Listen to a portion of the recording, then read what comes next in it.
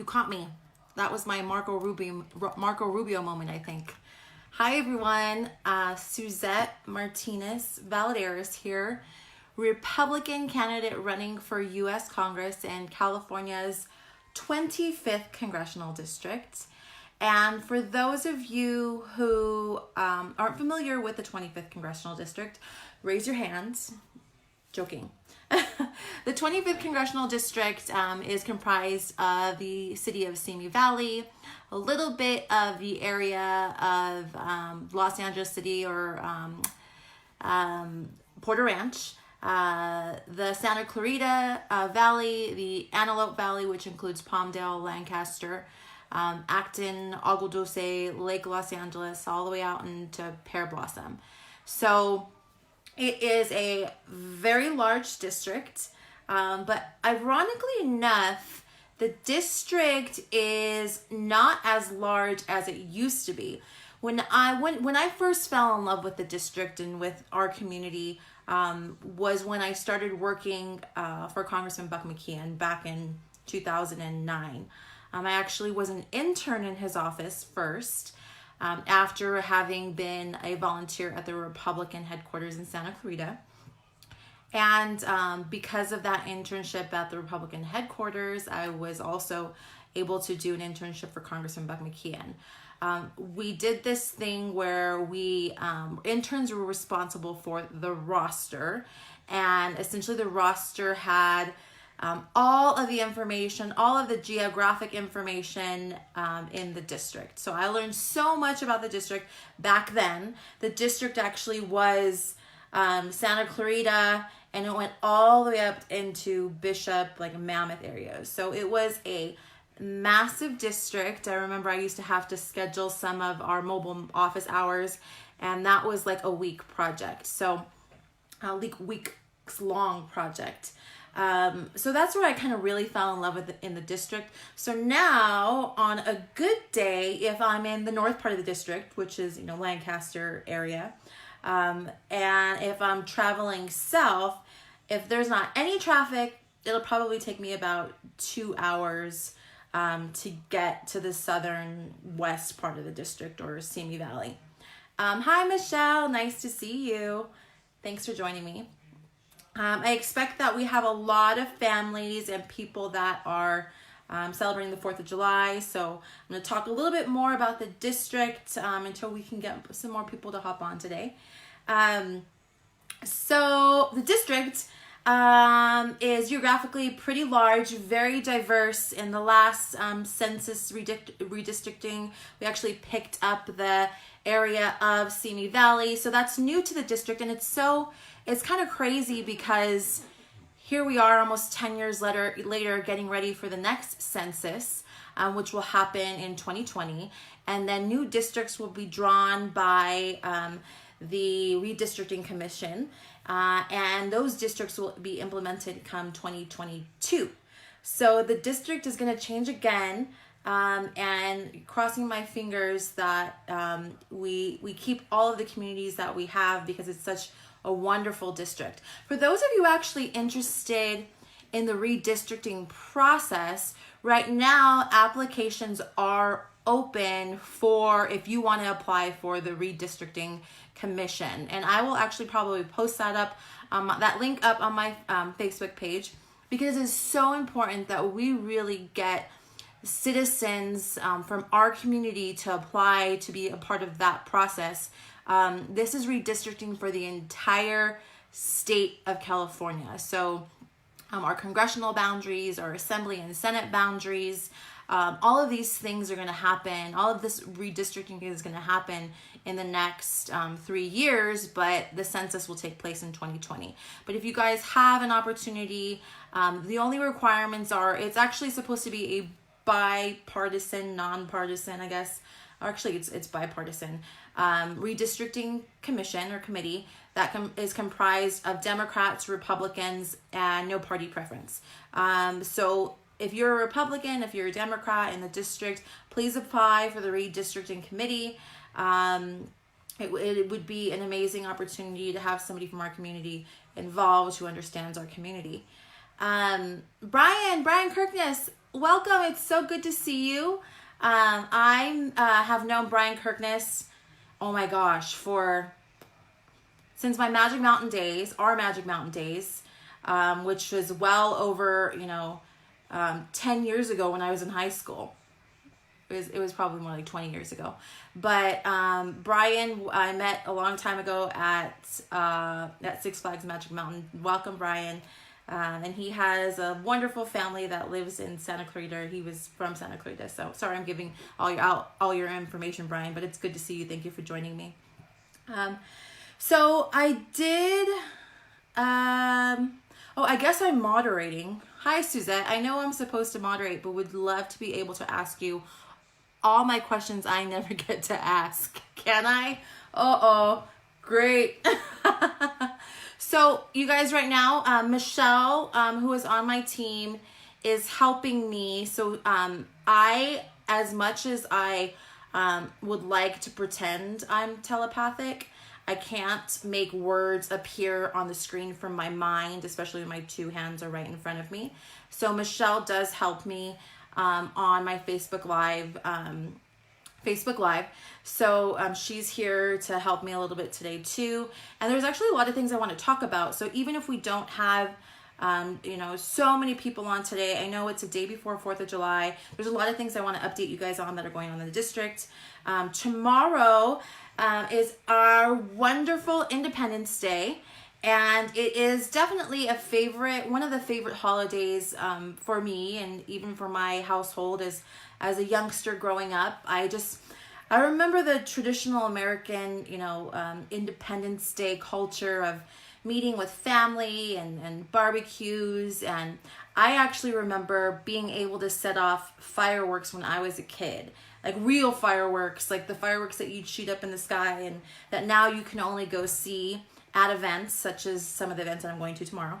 But I just was so blessed and lucky to have had amazing parents who truly taught me about the importance of the 4th of July, that it was our American Independence Day, that this day was to celebrate Americans coming together to take control of our national day for me, because when I think of our founding fathers and what they did, the government that they established, the blood that they shed so that we could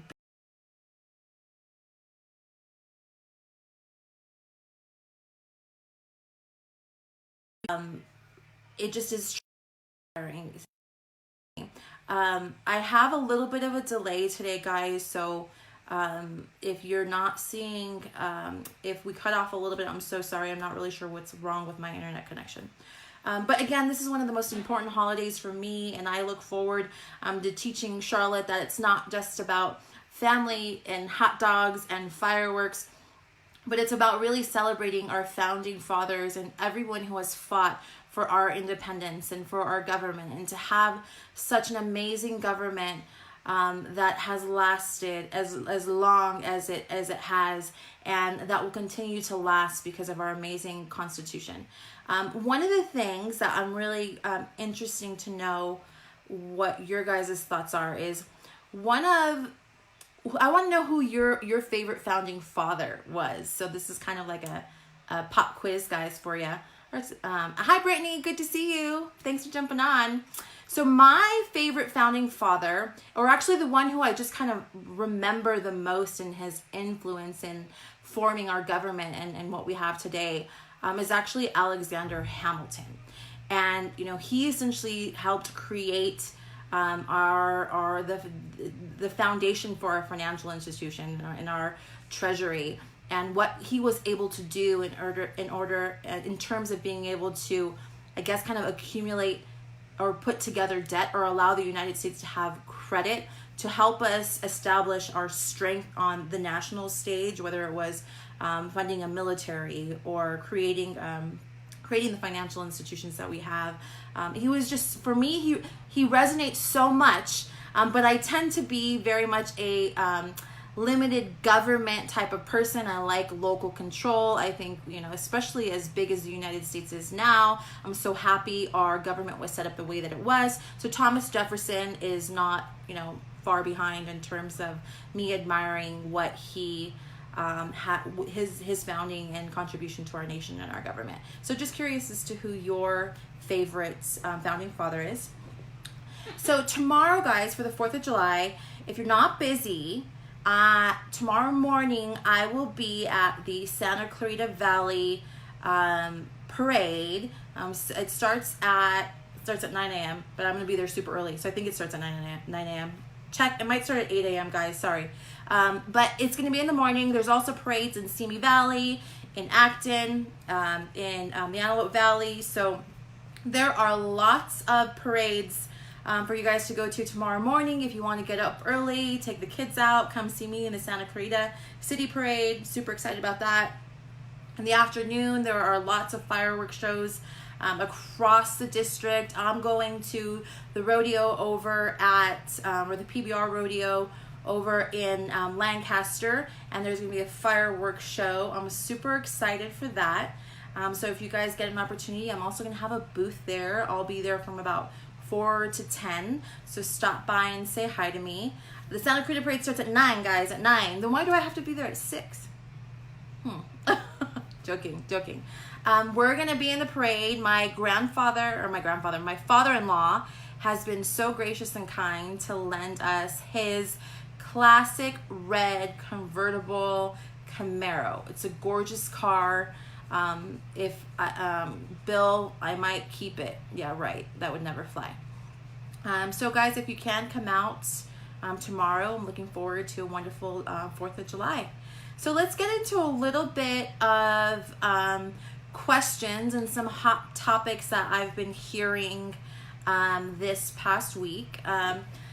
Actually, last week, for a lot happened in terms of border security funding and funding for our humanitarian crisis at the southern border. If you guys were listening, I think this is the 7th town hall. Guys, can you believe this is the 7th town hall that we've been doing since we launched our campaign? So a few weeks ago, 2 weeks ago, I was fortunate to have been given the opportunity to have been to the southern border to see firsthand what's going on, what the needs of our border patrol agents are, as well as the humanitarian crisis. And finally, last week, in a truly bipartisan effort, Congress funded funding for the humanitarian crisis and for the southern border. And our representative chose not to support that funding, and I really don't understand her reasoning, and she seems very hypocritical, because in the news in the past couple of days she's been really talking about how bad the humanitarian crisis is, and she's glad that it's being given attention, but that obviously contradicts her vote. I've actually been, so immigration reform and securing a safe, secure, and modern border have been a huge issue for me, not just on, when I announced my campaign a couple of months ago, but I have been passionate about advocating for border security and immigration reform for well over a decade. I've known for years upon years that what's going on at our southern border is a detriment to Americans, whether it's been the drug trafficking. So I happen to have a family member who had a over 10-year addiction to drugs, and a lot of families in our district in one way or another have been exposed to drug addiction. And it is our responsibility as a nation and as a government to stop any illegal drugs from coming in, especially through our southern border. They're coming in other ways, guys, too. I understand that, but we know that they're coming in at our southern border. For years, I have known and I have seen that there is true drug trafficking going on at the southern border, but that there is also human trafficking. There's the abduction of teenage girls that are being sold into the sex slave. The same thing goes for children. There was actually an extremely powerful speech by, oh my gosh, what is this actress's name? She's married to Ryan Reynolds. Help me, guys. Who's this girl? The girl that's married to Ryan Reynolds, blonde, beautiful girl. Anyways, when I think of it in a moment, I'll tell you what her name is. But you know, she has really gotten to learn more about the human trafficking that's happening in the United States, and that the human trafficking and specifically for sex trafficking is happening to small children. And it's very hard for me to talk. Blake Lively, thank you, Brittany. I might even start crying here, because if you guys go and you listen to her speech on this, it's very graphic. And there are literally infants that are being abused and moved for sex trafficking and human trafficking from our southern border. The crisis is real. And I'm glad that it was funded, but it's only been funded until September. And this should not be a partisan issue. Children should not be a partisan issue. What is going on at our southern border is real. And this past week, if you guys check out my my Twitter, I had a tweet that kind of went viral. We had thousands of likes and over 500 or 600 retweets, because last week I was very angry. I was very angry that Congress couldn't put aside that first of all, it took them so long after our president had asked for funding for the humanitarian crisis, that it was taking Congress so long to fund this. And then being pushed around the internet was a photograph of a father and his daughter lying face down dead in the Rio Grande. And when I saw that picture, I could not help but think of my own husband and my own daughter. And it took yet another week for Congress to put their partisan politics aside and vote for funding. And even then, our representative, Katie Hill, refused to fund that. Her excuse is, guys, it's lame and it's hypocritical. And she does not represent the values of the 25th Congressional District, and that vote, in my opinion, was un-American. So immigration reform, border security has been a huge issue for me for decades. I'm glad that we're finally getting some step forward. There is a lot of work to be done, guys. Yeah, Brittany, it was terrible. If any of you guys have that link, feel free to post it here. I'm so happy that Blake Lively brought some attention to this. But guys, you know, there's so much more to get done, and it's not going to get done if we continue with the typical partisan politics. I believe we need immigration reform. We need comprehensive immigration reform. I'm going to say it. It's a dirty word sometimes to conservatives, but there are certain components that we definitely cannot leave out. And maybe in the next week or two, we can have just a town hall dedicated to immigration reform and border security. The other issue that I am extremely passionate about is healthcare. And so as I've been very fortunate to have worked in the political realm. Worked for Congressman Buck McKeon. I've worked in the advocacy realm for the RNC. But really, my love and passion is moving forward issues that are important to our community. I have a niece who was diagnosed as severely developmentally delayed. She was nonverbal and on the autism spectrum. She was 2 years old when she received her diagnosis. And at 2 years old, this little girl had not one word in her vocabulary. Not one word. And once she was diagnosed, the early intervention services that she received completely turned her life around. And let me tell you, I remember those intervention services were speech therapy, occupational therapy, floor time. She had a lot of therapy that a year later, it was literally a huge transformation to see a little girl that would kick, scream, and cry because she couldn't communicate, to seeing a little girl that would talk so much that you'd have to tell her to be quiet. But that really started my passion for advocating for the special needs community. I was executive director over at Autism Speaks during a time when we were pushing to pass the ABLE Act, which would essentially allow ABA therapies which is very vital to individuals on the spectrum, to be for insurance to provide those therapies. Last year when my mom was diagnosed with stage 4 pancreatic cancer, I found myself being her full-time caregiver. I was responsible for her advance directive. I was her power of attorney. And I was literally fighting with insurance agencies over her hospice care in the last 4 days of her life.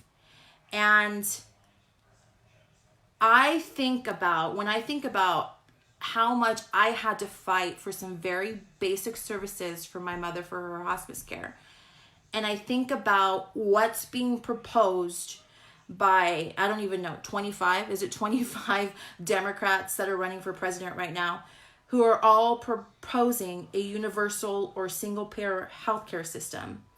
When I think about my mom's experience, when I think about the children that I've advocated for, and the hours upon hours of services and therapies that they need on a weekly basis, when I think about what that would translate to in a universal and single payer healthcare system, these families that I have spent over a decade advocating for, this type of system would be detrimental to them. They can't wait 3 or 6 months for services. For somebody like my mom, or somebody who's waiting for, who has symptoms of a very fast and aggressive cancer, they can't wait 4 months for an appointment for a diagnosis. 4 months, especially for somebody with pancreatic cancer, is a difference between life and death.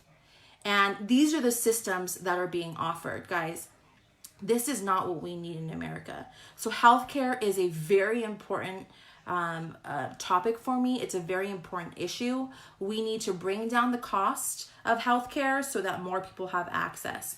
We need to do something about the high cost of prescriptions as well, guys. There is so much that we have to do to make healthcare affordable, and a single payer universal healthcare system is not the answer. So very passionate about this issue, guys, and I can't wait to start to put out some of my solutions on my website in the coming months as we grow as a campaign. But I also want to hear from you guys. I want to hear what's working for you, what isn't working, how can I help?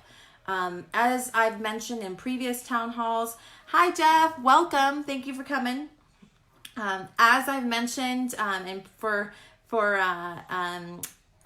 previous town halls, I do these town halls every Wednesday at 8 p.m. and I will continue to do them from now until I'm no longer in Congress, which I don't know. I believe in term limits, guys, so I'm not going to be there forever. I can guarantee you that. Let's see. Oh, I hear Charlotte and Daddy, but there was a question here. There was a question here. I know I saw a question here. I thought there was a question. Did I miss it or did I answer it? Let's see. Jeff. All right. I guess we didn't have a question. I thought I saw a question there earlier, guys. Apparently not. Joel, it's good to see you. And Benny, it's good to see you too. The other thing I want to make you guys aware of is please, every Monday, so on Wednesday I do my town halls. And on Mondays, I'm starting to put out the Suzette Gazette, which is pretty much just throughout the week, I'll look at I read like Foreign Affairs, The Economist. I read a bunch of newspaper articles daily, and some things that kind of jump out into my or pop out into my eye, I'll put in the Suzette Gazette. So I think we've been doing that for a couple of weeks. If you're not signed up for my email newsletter, please go to my website to do so. The other thing, guys, is this past Sunday was the last day of fundraising for our first filing. It's actually the second quarter of the year. But I was just so excited to have had so much support, especially the last week in fundraising, and seeing all of your donations and just really you guys getting behind me. I've been so blessed, but we have to continue to raise money. Katie Hill is raising a lot of money, guys. I'm going to call her a Hollywood Hill. Because she wants to be a celebrity, whether it's her being on Fox News and CNN all the time, and or out on hanging out with her celebrity friends. She does a really good job of fundraising from rich liberals. So rich liberals probably won't like me. I get it. But we really need conservatives to come together to take back this seat. I'll talk to you guys a little bit about the district, because I think it's important for you guys. I've been all over this week. Yesterday, I was at the San Fernando Valley Republican Club. In the morning, I went to the AV Hispanic Chamber of Commerce lunch. And one thing that is very prominent at any place that I'm going right now is that the taxes in California are out of control. The cost of living is out of control.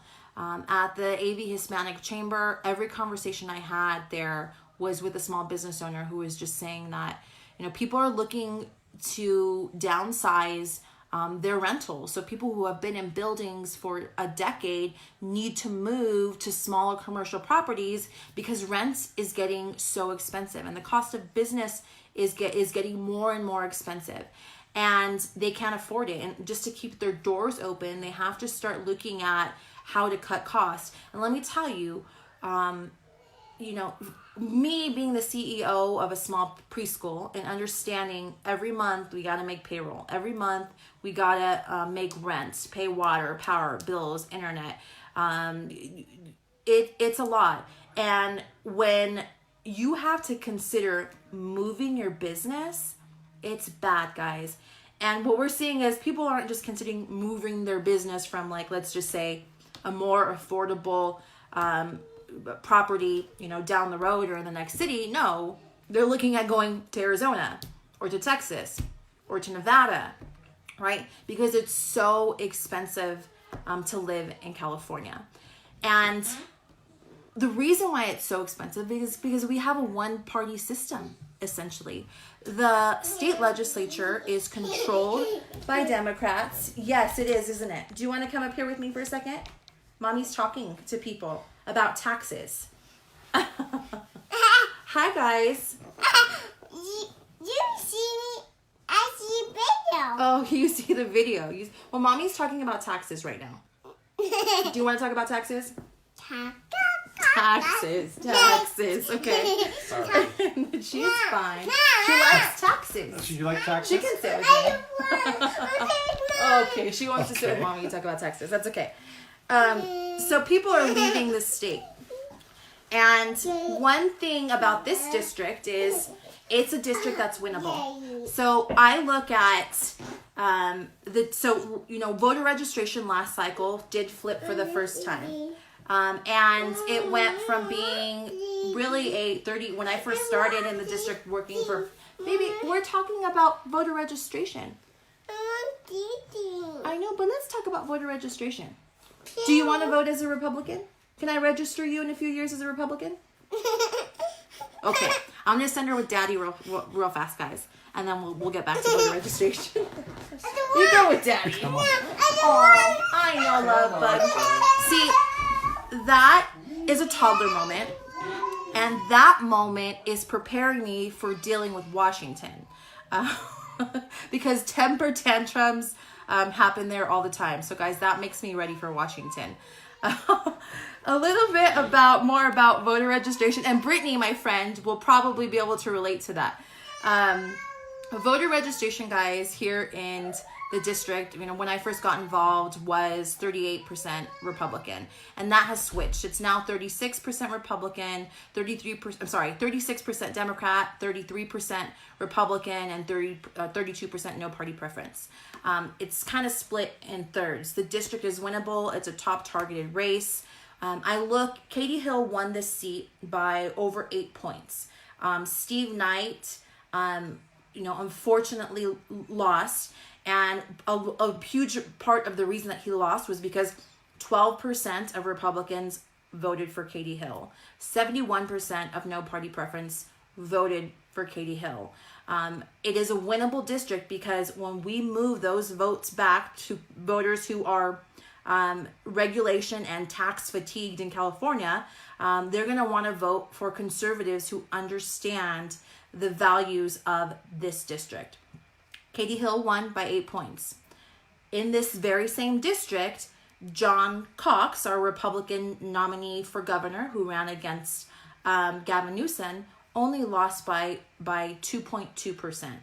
So the margin between the gubernatorial race and the congressional race was pretty wide, guys. It is a winnable district. But in order to win, I need you to donate. When you guys donate $20, $100, up to $2,800, what that helps me do is communicate with voters. Whether it's mail, whether it's paying for door knockers. I talked to a lot of people, guys, about the last election cycle, and the unions came out to knock on doors for Katie Hill. She had paid walkers as well. We have to knock on every single door, and it's no longer good enough just to walk and knock on every single door once. But we have to come together as a community, as a conservative Republican community, and put together a true grassroots effort to knock on doors, to make phone calls. Guys, the LA media market is very expensive. So unless you're donating, we could have the best message. We could have the best candidate. I could literally have the cure to cancer. And unless I have the money to get the message out there, it doesn't really matter.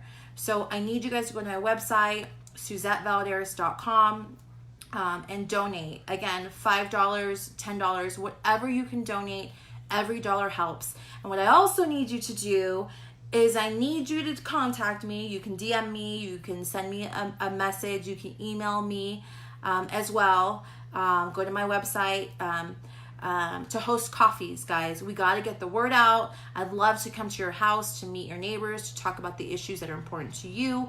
You know that my core issues are immigration reform, border security, healthcare. I believe in quality education. We do need systemic change at all levels of education to make sure our children are getting the greatest education possible, and that our university system is really changed so that if we need more vocational training, more apprenticeships.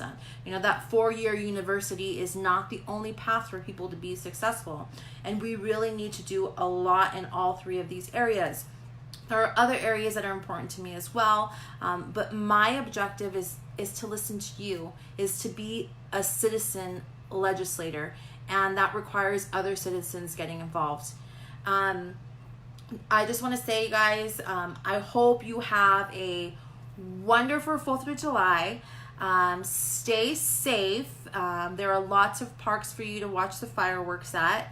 I will be in Santa Clarita tomorrow morning. I will be at the Santa Clarita Parade, and in the evening I will be at the rodeo over in Lancaster at the fairgrounds. So I hope to see you. Come stop by my booth, and I will see you guys next Wednesday for my 8th Facebook Live Town Hall, and I hope to talk about some other issues with you. So bring your questions. Thanks, guys. Have a wonderful 4th of July.